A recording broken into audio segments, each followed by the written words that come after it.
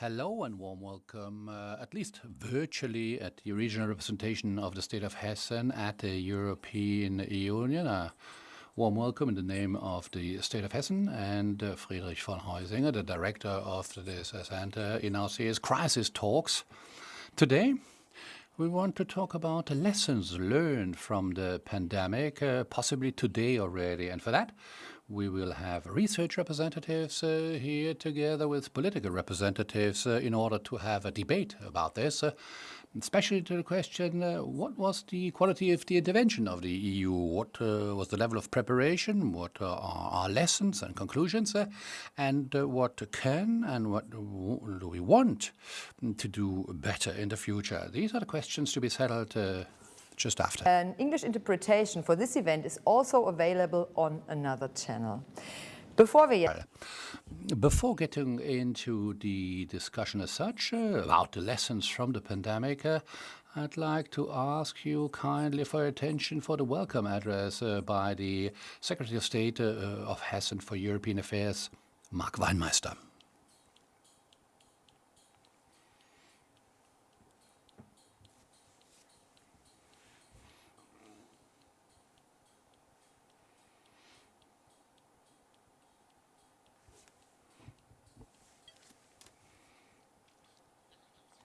Well, welcome from my side as well to another edition of the events series Crisis Talks. And it's really great to be able to organize an event together with the Leibniz Research Alliance. And I'm particularly happy that Mrs. Professor Deitelhoff is playing an important part in today's discussion again. I'm really happy that Mrs. Schmidt is with us and also that Mrs. Engel is moderating the event for us as well. She's been helping us in a whole series of events, and Mr. Eling from the Cabinet of the Commissioner for Crisis Management at the European Commission is with us today as well. The corona pandemic has hit us all over Europe in a very particular way. It's not only a sudden bang that happened, but there were different waves, different intensities. And on the one hand, it was an epidemiological challenge for all, but also a technical and a socio-economic situation of particular interest. And the main question is, did we learn our lessons here? Do we know how we will act in the future with these sanitary crises? Situations. Did we learn that health or sanitary policy has not been playing an anchored role on an EU level? Have we learned how we will be able in the future to avoid panic reactions as we've been observing at the beginning of the pandemic, in order to make sure that the major achievements, open borders, can be maintained, because it was lost at that moment in time. There was a pushback to initial nationalistic thinking and nationalistic acting as well. So these are questions that have to be talked about, and the Commission just presented a report on the way the pandemic situations could be handled in the future, what possible reactions might be. And I'm really interested in the discussions in the member states as well. What has been performed here was quite exemplary in many areas. In Hessen, for instance, very early on with our Minister President Volker Bouvier, we've had a corona crisis management team. Money has been made available, huge sums have been made available in order to be able to compensate for economic and social consequences in an optimum way. And on the other hand, the European Union with Next Generation EU, with additional budgetary funds, with the support in the research area in order to be able to make vaccines available, up to the question how we can coordinate a cross-border approach altogether. So a lot of has been made possible. Nevertheless, this discussion will be continued and has to be. So I hope that today's event will deliver a few answers in this sense already, giving us indications out of the discussion between the cabinet member and Mrs. Professor Deitelhoff concerning possible ways to react early on in future pandemic situations. A really exciting question. I'm happy that you've been able to join us, and I'm quite convinced that the next events will then be organized again in a hybrid format and not only in a purely virtual format. So I really wish to all of you a very informative meeting. Thank you, Mark Weinmeister. The Ministry for European Affairs of the State of Hessen makes these event series, Crisis Talks, possible here at the representation of Hessen in Brussels, together with the Leibniz Research Alliance and with the Normative Orders Department of the Goethe University Frankfurt. Rebecca Schmidt, the director of this research institute, has been really looking forward to this event as well. Dear Secretary of State Weinmeister, dear Professor Deitelhoff, dear Nicole, dear Mr. Eling, dear Mrs. Eling, ladies and gentlemen, on behalf of the Goethe University Frankfurt am Main and its research network, Normative Orders, I would like to welcome you to today's Crisis Talk edition, Lessons from the Pandemic, live from the Hessian representation in Brussels. We would like to take this opportunity to thank the Hessian Ministry for European Affairs and the Leibniz Research Alliance Crises in a Globalized World for jointly organizing this series of Crisis Talks. Together with the speakers and the panelists, we will explore the question of how Europe is dealing with its current and past crises, or how it should deal with them in the future. It is great that we've been able to continue this exchange in digital form, especially during the challenges of the enormous global crisis of the corona pandemic, which has affected us like no other event since spring of last year, and that we are meeting here again today to discuss with all of you how and on what basis, in short, the EU's crisis management has taken place at the European and global level, and what the lessons learned from this means for the EU's responsibility and its role in the world in the future. Our research association, Normative Orders at Goethe University, has been dealing with crises, conflicts, formations and challenges also of normative orders since its inception.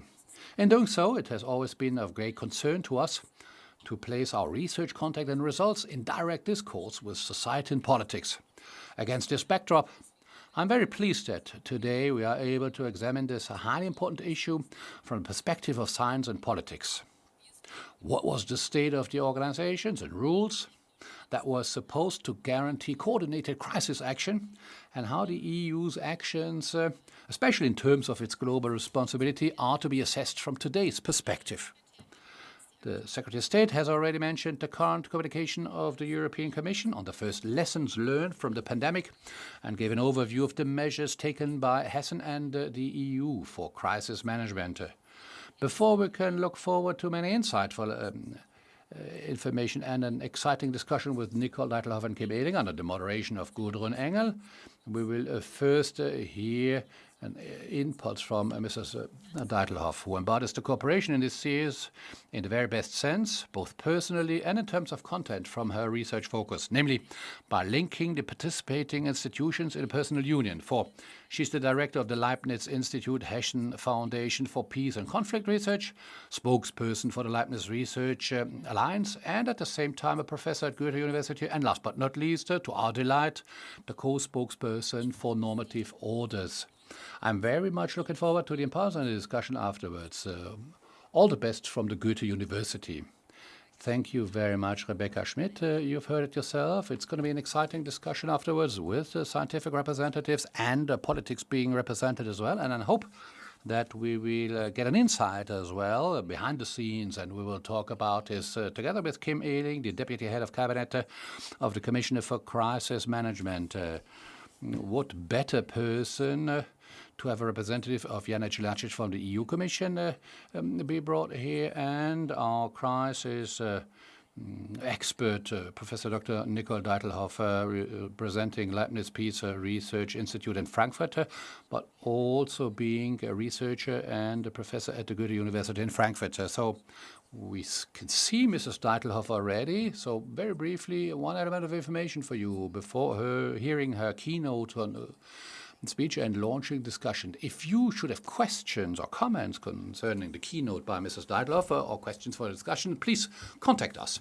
You can do so by phone. I'll give you the phone number 00324720300181. So you can see it on the screen as well, or you can email to streamline at lv-Brüssel in German with ui.hessen.de in red color on the lower end of the screen as well. So share your views and take part in the discussion. But let's get the topic as such launched, and let's do so with a keynote by Nicole Deitelhoff. Thank you very much, and warm welcome to you as well. Well, very warm greetings from my side as well. The Secretary of State Weinmeister, the Mr. von Heuseger, the team members at the regional representation of Hessen and Brussels, the Mr. Eling, the Mrs. Engel, and ladies and gentlemen, so it takes you up to 10 minutes to say hello to everyone, but I hope I got you all and forgot no one. It's a great pleasure for me to talk about lessons learned from the pandemic, European and global crisis management of the EU, and I'll do this with an input comprising three main theses.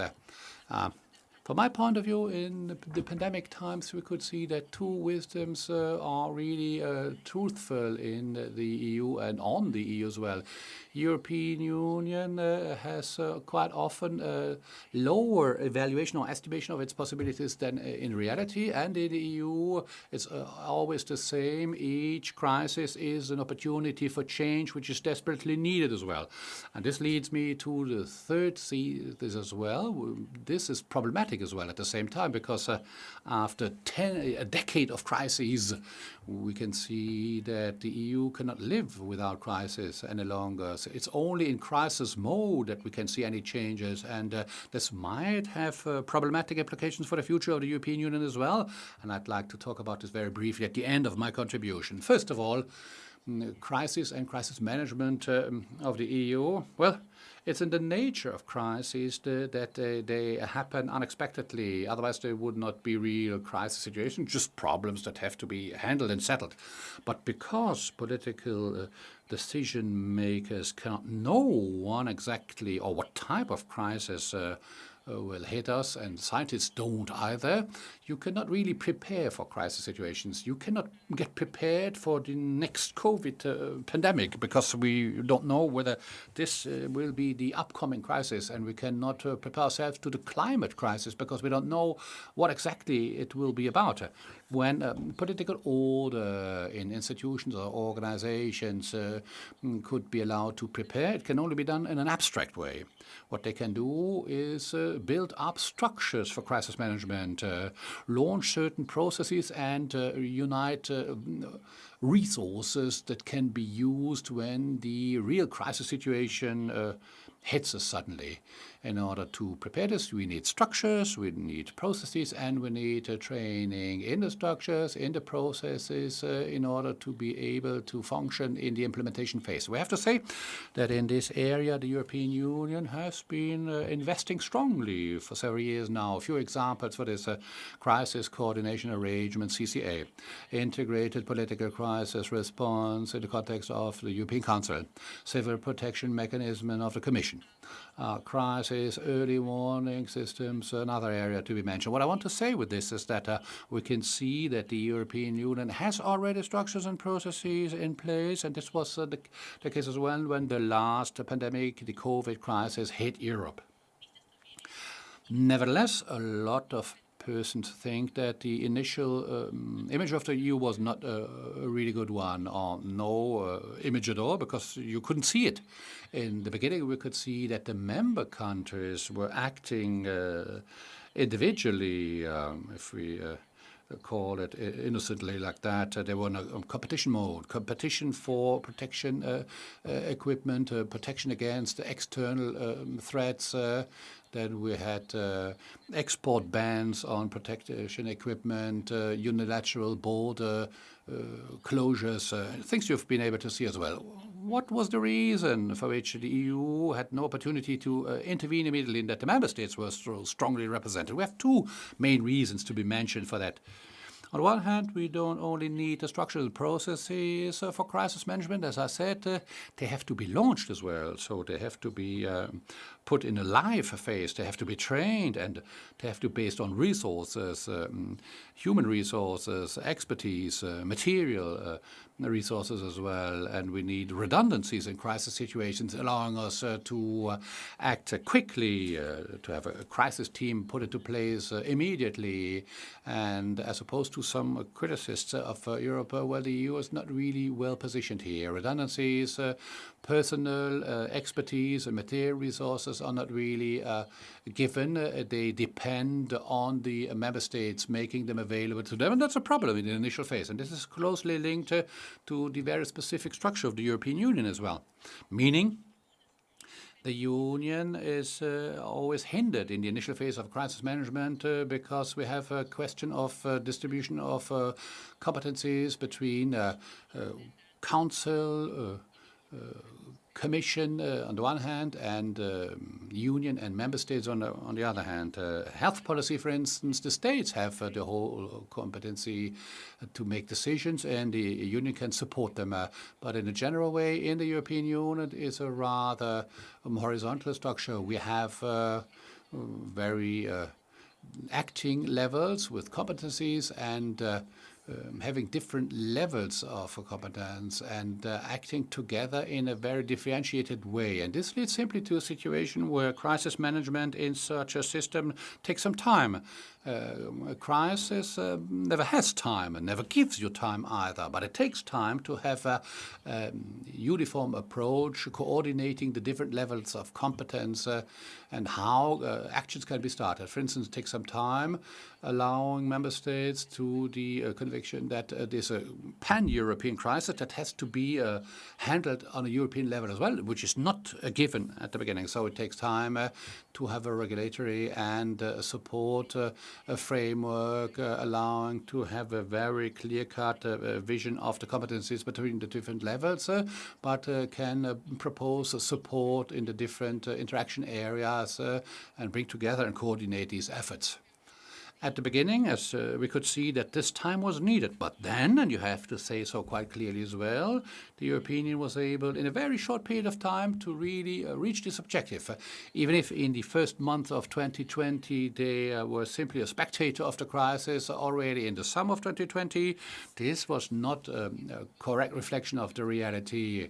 If we have a look at 2020 as a whole and the beginning of 2021 as well, so they have delivered really good results. Mr. Eling is the expert here, and I give him the floor for this, but in the discussion we can mention this. So the rest EU reserve, for instance, own resources, and especially in these weeks we have been talking about next generation EU, 750 billion euros for the rebuilding and reconstruction, PEP, so the emergency program of the ECB with more funds to buy bonds, then extension of exception clauses for state indebtment, allowing the states to react in a more adequate way to the worst consequences. Efforts in common research activities for vaccines, but also for other measures beyond that. So the common buying and distribution of vaccines, taking part in international activities, COVAX facilities, coordination, financing, delivery of medical equipment, European and worldwide, with emergency response coordination center. And I could mention a lot of other examples in that sense. So we have to say that especially on a global level, the EU has been positioning itself as the biggest donor again, and in the global framework beyond Europe, aid programs have been structured, co-financed or directly supported, as for instance the COVAX initiative. So, as in many other crises beforehand, these performances were completely out of the public debate. A discussion on crisis management had the states as central players and how well states performed here. The EU was only perceived as problematic. Wrong buying strategy for vaccines. Great Britain having a better result because they're not in the EU any longer, and so on and so forth. But we have to really indicate quite clearly, next to the big powers in the world, Like the United States, the European Union has an enormously good image in the crisis management situation. And another footnote is that it was not good enough.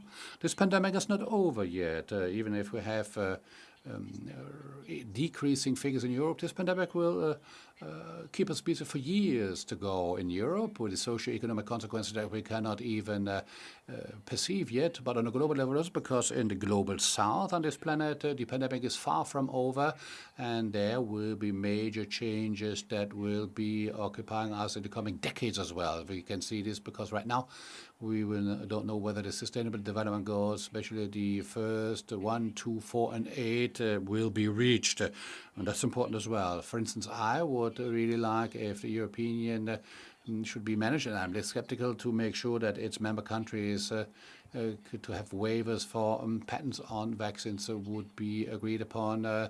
So possibilities to have these vaccines produced in the global south of the planet as well. I have my doubts here, but there should be more need for action. Okay, second thesis indicating that once again in this pandemic as well, the EU is taking up a crisis situation as an opportunity. It's almost a motto of the European Union by now. In crisis, we see opportunities. Crisis research just said as well, but it's not done in such a systematic approach as the EU does. We can see that unperceptibly for the public opinion, new instruments, huge programs like Next Generation EU have been created, and one holy cow was taken off the ice, especially for the Germans, the question of common indebtment of the European Union. We don't have a genuine common indebtment here, but it's a limited measure. But in the reconstruction program, this is a limited approach and only for the pandemic, but still. But this is a major breakthrough. For years and years, there was no getting together here, and a lot of experts had been demanding this, allowing us to advance in the economic and monetary union. And it's something that has been of the utmost importance for the southern countries of the European Union, particularly hit by the pandemic, having more confidence in the situation where the European Union would not leave them behind and alone in this crisis situation as consequences. But next to the global volume, after measures never seen like that before, there's also the connection to rule of law and the recovery fund, although possible litigation is still invisible. So the last words have not been said about this. And this leads me to a final element the COVID pandemic is indicating as well. Unfortunately, in a clear way, that the EU is in a latent crisis situation, because apparently it seems only possible in crisis situations to have any progress still possible. If we have a look at the past decade, we can see and again that in crisis situations, far-reaching changes have been made, programs have been launched, but they were not really sustainable in most cases, or rarely ever finalized. A few examples. Euro crisis in the temporary and permanent cover and the fiscal pact have been made possible, but outside the treaties in the first and banking union since the euro crisis diminished in its importance. Well, it was never finalized, so we don't have a fulfilled banking union. Next crisis, if you like, was the refugee crisis 2015-2016. A huge increase of Frontex, extension of the mandate possibilities and staff, but it dropped down as quickly in the recent time and until now for Frontex. But in a short period of time, huge programs with lots of funds. Think of the deal that the European Union concluded with Turkey, lots of money, assistance programs, and so on and so forth. But at the same time, bilateral agreements amongst the EU member states concerning pushbacks of refugees. So outside the community treaties again, and since the figures decreased concerning the refugee phenomenon, we can see that we're still very far away from a common refugee and support policy, as it had been the case already in 2015-2016. And now, in this new crisis, the pandemic, we could see that far-reaching programs were put together, massive programs for the recovery of the European states, really honorable objectives. What will happen when the pandemic decreases, when the figures will go down? Do we have the same working sites as for the refugee and migration situation, or with the economic crisis situation? Is it done again outside the EU treaties? And what can be done without really being hindered too much? Those acting only in crisis situations will be working next or outside of treaties, crisis situations, or the executive program. Output and program and resources will be created, but no input, meaning debates, compromises, and common approaches on a treaty basis. If this is the permanent political mode, this might lead to a massive crisis of the EU. And I would love to discuss about this with you, and I'll leave it at that for my keynote. Thank you very much.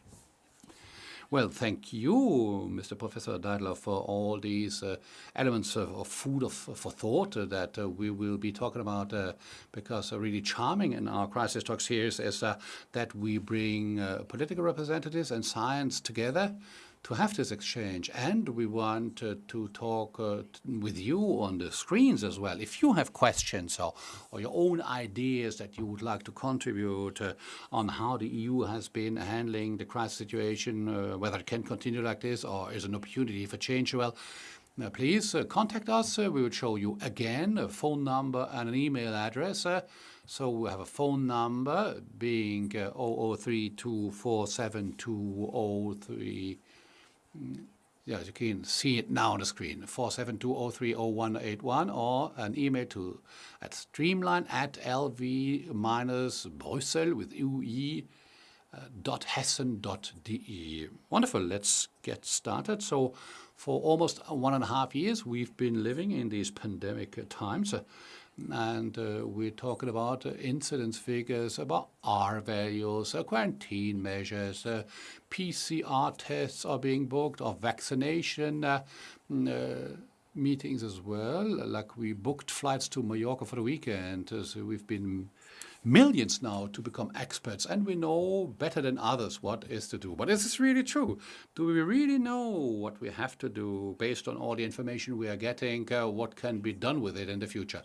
And that's exactly what we want to talk about with you.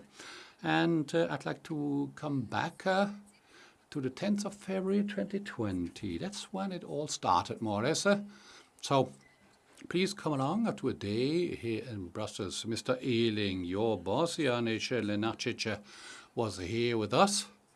There was a huge screen wall where normally forest fires, floodings, earthquakes are being observed. And here for the first time we had a European map with an overview concerning the corona infection figures all over the EU. There were 37 in 8 states, the most from Germany, 14, followed by France, 11. And the risk for the general population to get infected was indicated by ECDC, European Control Authority in Stockholm, as being really low.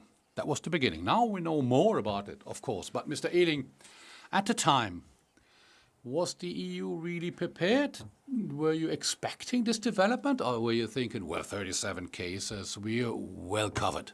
Ja, vielen Dank, Frau Engel, und Dankeschön auch meinerseits an die. Thank you very much also to the representation of Hesse. And I would like to start with this question. Are we now better prepared? Have we been prepared before? And these are things that we already asked ourselves before. I would just like to start from one point that we have here in our documents from last week. None of the countries was really prepared to a pandemic like the corona pandemic. And in February 2020, some of us who have been active also during the pandemic with Ebola, but I guess the analysis was true. There was a low risk, we thought. Well, we know today that that is not true, and we might be tackled with a local epidemic like Ebola. 2014 and 15, we were active in Western Africa, and we tried to improve our capacities. And this is very interesting also as far as the personnel is concerned, and such a regional crisis, we should be much better prepared. And obviously not every country was touched upon in the same manner. How does this work? You say you were handling Ebola and you see something is arriving, and where is the plan for the Ebola pandemic? How should we imagine all that? I think we have been prepared, and on a crisis we thought might be defined at a local level. This is what we learned with Ebola. We learned that we have to react quickly before it becomes a pandemic over the continents. And I guess we had a strong reaction on that regional crisis in Asia. And there at the beginning, we didn't have the capacity to intervene. And if I can tell you from our experience, because we have catastrophe protection, in February 2020 we had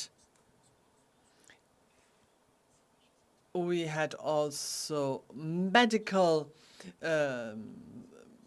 stuff to China,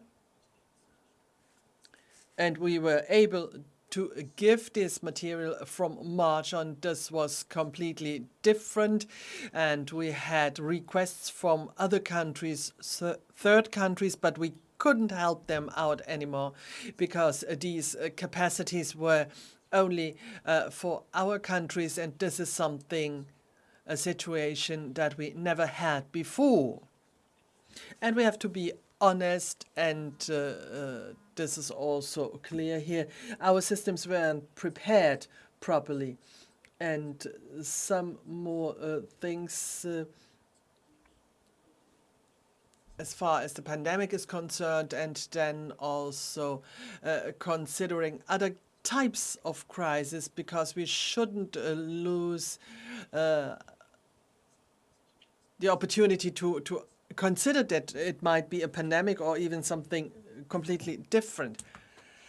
And as far as the reaction and the capacity for pandemics are concerned, we have two aspects. Coordination, first of all. We already heard about this from Mrs. Deitelhoff, and we have seen at the beginning of the crisis there were a lot of non-coordinated reactions from the countries and regions, and that probably was not helpful. And we have also seen that closing down the borders has advantages for everybody. And this has been also reflected in our communication. And the second point, as far as the capacities are concerned, because at the beginning of the crisis we have seen, and we have seen this also in our mechanism, against catastrophes. We needed everything. We didn't have vaccines. We didn't have medical material, PPEs, so personal protection. And we started very pragmatic in the very first month to have, we had some rescue protection here. And in a crisis where all countries are involved, that we do need a safety net, that we need, and when countries can help out each other, this is rare, but obviously if it happens, then it's very dramatic. Then for personal protection equipment, and we also had obviously we were prepared for other crises because years ago we were talking mostly about burning woods in Europe, and then we concentrated together with the rescue to have also medical equipment. Then as far as health is concerned, we do need better control systems.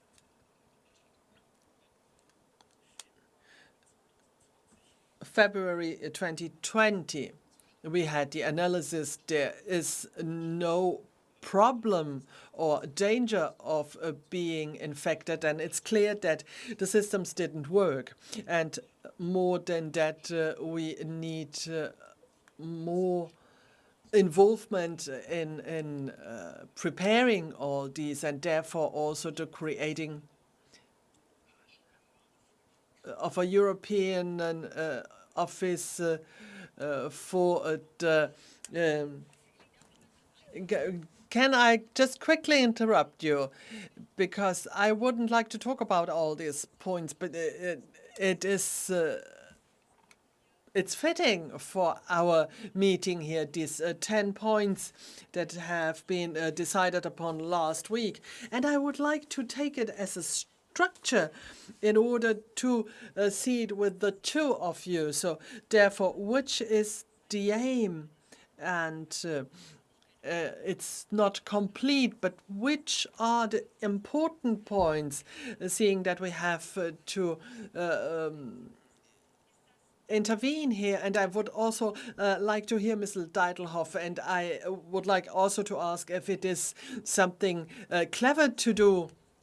And Mrs. von der Leyen, when the plan has been presented, she said the reaction of the European Union to the pandemic was a record done in record time, and this shows also how important the common work in Europe is. And Mrs. Deitelhoff already said that she is agreeing to this, because if you see which are the hurdles, then this has been done very quickly.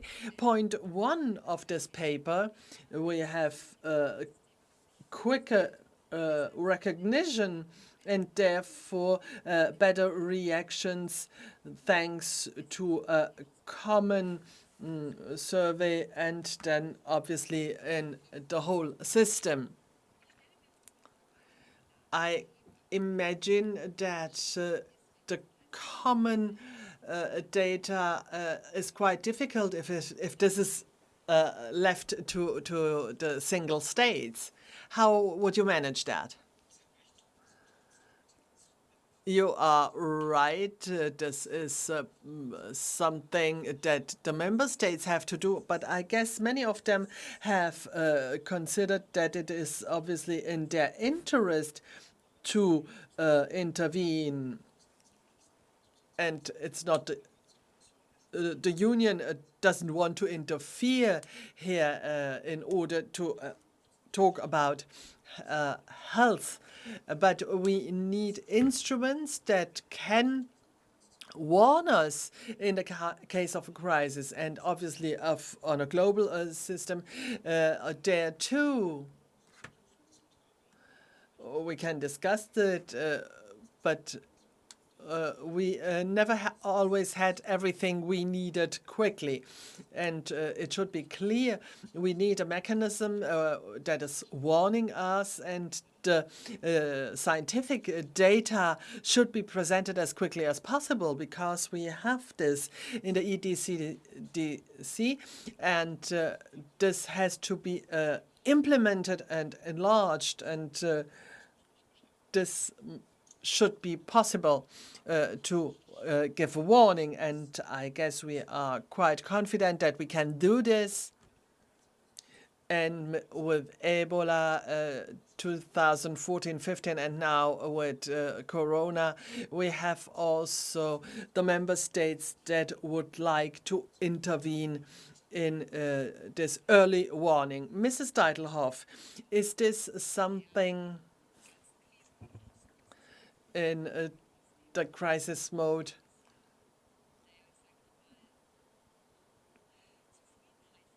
Where you are happy with the fact that there is science and that we have the facts, and this is now much more interesting. And as Mr. Eling said, that people recognize that we need data and facts from the scientific part in order to proceed. I'm obviously happy to hear that science is something recognized, but I would like to say that the data and facts always need to be an interpretation, and it's not that we have the truth at 100%. We give the data and the facts, but what political decisions will follow, this is something that politics have to do.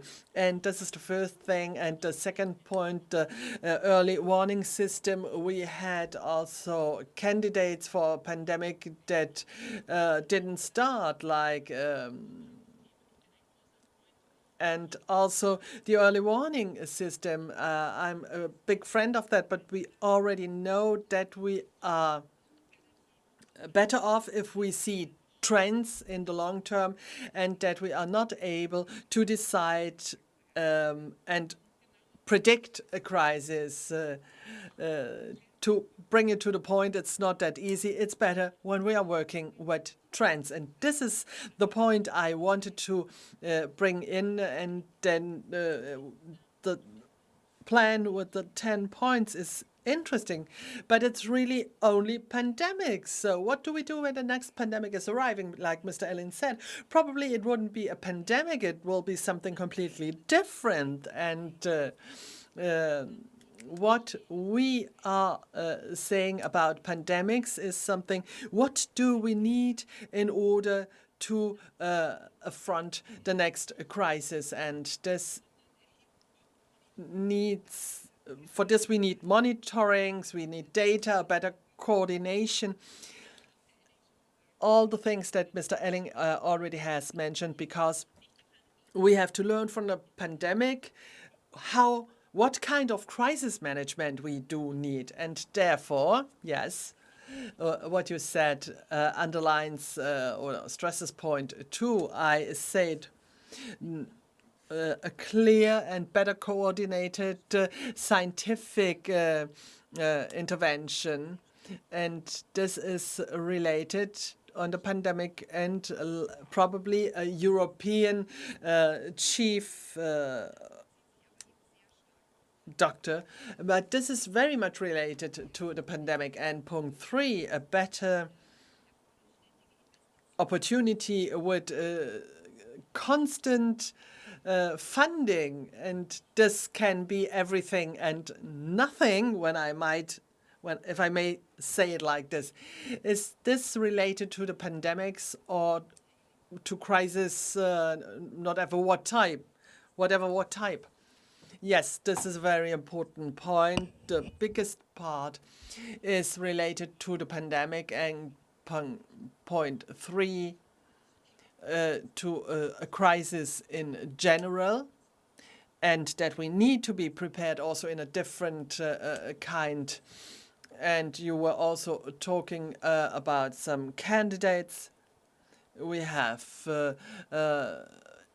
ecological disasters, And we are very much concentrated on the pandemics, and we should prepare something for every year. But I would just like to say that there is a lot of work that has been done in order to prepare other crises, especially in one of the mechanisms we have. Not only the capacities, but together with the states, we have been working intensively in order to see which might be the scenarios, low probability, high impact, the crises that are. And I would like to stress CBRN, which is a sector where every crisis would be important, even if this is not very likely, and where we as Europeans are not well prepared. And therefore we have to work a lot, especially with the member states, and we should have resilience skills and foresee what should we do in order to strengthen our resilience. But obviously, this communication is an answer to Corona, but in this part, we also foresee that we have to prepare further to the pandemics. So therefore we have the points: fear, things that can be easily activated. This is something that you can do even if we don't have a pandemic. We talk about crisis. And then point 5, coordinated measures. We already heard that and we missed it because Germany was not giving masks to Italy. Then Austria closed the borders, and so on and so forth. But the national states have to dismiss part of their power. So, Mrs. Deitelhoff, how could you bring everybody to accept that we have to be all for one part? And this is something that is important from your research. And it would be important to have this possibility. We are not there yet. And first of all, we see in this kind of crisis that the negative experiences can accelerate things. We had this national interventions, and things went worse, and then the member states did agree to hand over to the European Union. Our problem is not that they can't act in the crisis. We have seen that, and this happens when in the member states you have the impression if they continue to block, that the negative effect would be major than the costs that they have to pay. This is what we have learned in the Euro crisis, and we moved a little bit back because we had the impression if we do not do this, we will make it worse and will cost us more. And we didn't manage as far as migration was concerned. We have bilateral agreements. During the pandemic, it was working, but the problem is if the crisis is getting less? We still have this structures. We have so many fields where we are not agreeing between the member states. And then we do not have any possibility to, let's say, force them to intervene, because we are all Europeans. And this is exactly the big point. And how can we get out of this problem. It's now at least 10 years we didn't change one of the treaties, and nobody is daring to do or to propose something. And I guess, I guess that we can only go ahead with radical measures, so we should have integration measures for those countries that are following the rules. It's an invitation to all of them to participate in these projects and also from the useful things, but the invitation depends on certain points that are important for the European Union are considered in order to see the usefulness of integration. This is a union of different speeds, and it might bring some risks, but I can't imagine other alternatives right now. It is a little bit something that has been planned in the migration debate, but there is nothing to make people intervene. Let's go back to the corona crisis. When we talk about our plan, 6, 7, 8, and 9 are talking about we get together, and together we go ahead. We can produce vaccine. We will also give money for the research. And is this something we can really think will work? Yes, I think so. And we have to be clear. It's not that we want the competencies from the member states here in Brussels. We have different points with the different capacities, and these are connected to with the member states. And we see that one of the most important points says that the capacity of the national health systems are further developed. And I guess this is something the member states have to do. We have to be very open so that Europe is doing what the member states should do. And now, in the corona crisis, with a bigger consensus, we have parts where we can work together, like countermeasures from the medical side, or if we need further capacities that have to be created as a safety net when the national capacities are not enough. What we do, obviously, also with different materials, and this is a very pragmatic approach, and I guess that the member states and in Germany with the different regions, with the Länder, this should be clear. Apart from the fact that we get together is one question, but then one question. The other one is the European Union as a global player. We do have a discussion with the American president about vaccines and their preparation. We give more in the COVAX procedure.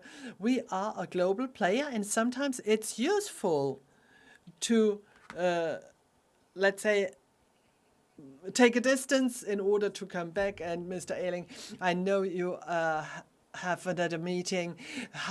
How do you consider the European Union in the international context? From the beginning, we always said we want that everybody is safe, and therefore we invested very early in the reaction in other parts of the world with different aspects, with like the cooperation and help, 40 billion who were given from the member states. And we have very early in the last year, when the commercial planes weren't flying. We had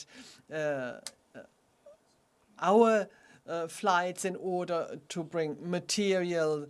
It was almost 70 flights to third countries, and obviously we are working also in Africa and Latin America, where we are trying to produce vaccines. We should do more, and we want to do more. So we want to also prepare these vaccines with other third countries, and this took some time, obviously, but in the meantime, we are able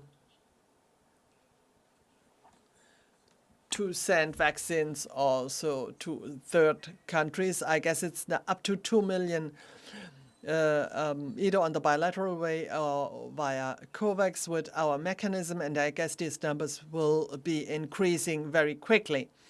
And this normal aspect has been central from the beginning, and it's important and will be important also in the future. Mrs. Deitelhoff, having a look at this, can we, if we talk outside of the European Union, can we learn something from others? You mean the global? Well, we are heading it, but we have the impression what you were talking about before. You said the European Union did much better than what many of the people thought, and this is obviously something, a very German phenomenon, because in Germany we said, where's Israel, where is the UK and the US? The other member states didn't consider it, and they said, well, we have a vaccine, that's already something. It's probably not a European thing, but a German one. But apart from that, there are also countries like Brazil where they just don't manage. Can we learn something out of it? Did we handle all the things in the right way? It's very, very difficult because we see in an individual approach with the pandemic, like the way in Australia, a massive lockdown, and also the closure of the borders until 2022. Can we learn something out of this? And Europe has a completely geopolitical context, and we do need open borders, that we have free exchange, not only of goods, but also people traveling. I guess we couldn't go the Australian way, and then very often we are talking about countries like South Korea. They had a very good pandemic management, and they also showed it because their population much more than others, not only the German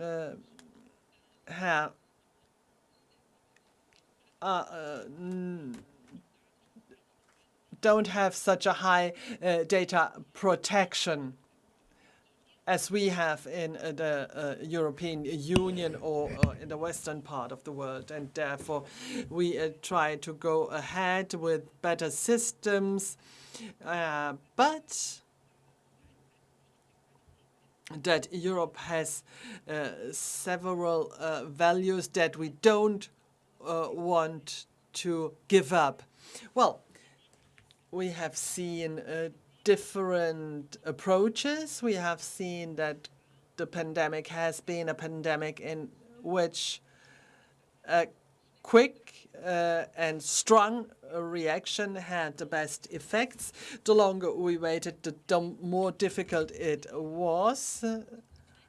And for sure, we still have opportunities as far as digital controlling is concerned. There are several systems or approaches that are not working together, because this remembers us of other parts in the European Union where we have the same problem. There we should and could do more, but always considering that there are principles and qualities in the European Union that have to be considered.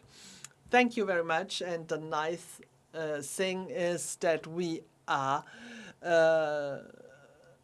talking in a negative manner when things went quite smoothly and good. And from your point of view, not only from the scientific point of view, this should be something you can be proud of. Yeah, thank you very much. I do agree, but we are realistic, and I guess it's also very positive. We might have managed better in several parts, not only as far as the pandemic is concerned, but also related to the crisis, to a different kind of crisis, because both of you were talking about it. That means we are not considering a delta, because we have 20% in Hesse with delta, and we will not have other influenza types. What are you two thinking about? What will be coming? I leave this answer to science. Well, the question is, you can't answer. I do not know what will be coming. It might be Omega of COVID. We do not know. It might also be an ecological crisis. It could be a military crisis. There are so many opportunities. We have a time full with crisis. It's really, we are living it because we see that in many of the systems in which we are living, we have a crisis coming up, but it will be coming, and therefore we should not only prepare to one crisis. Thank you very much. We do see the opportunity of a crisis will not end, and therefore we will continue with our crisis talk here in the representation of Hesse. Mrs. Deitelhoff, Mr. Eling, thank you very much for this discussion and for the insight you gave us, and that at the end you agreed that the actual situation is interesting. And I would like also tell you on the 30th of July, we have at 1 o'clock Next Generation EU, and there we are talking about the investments for a common upgrading. We are talking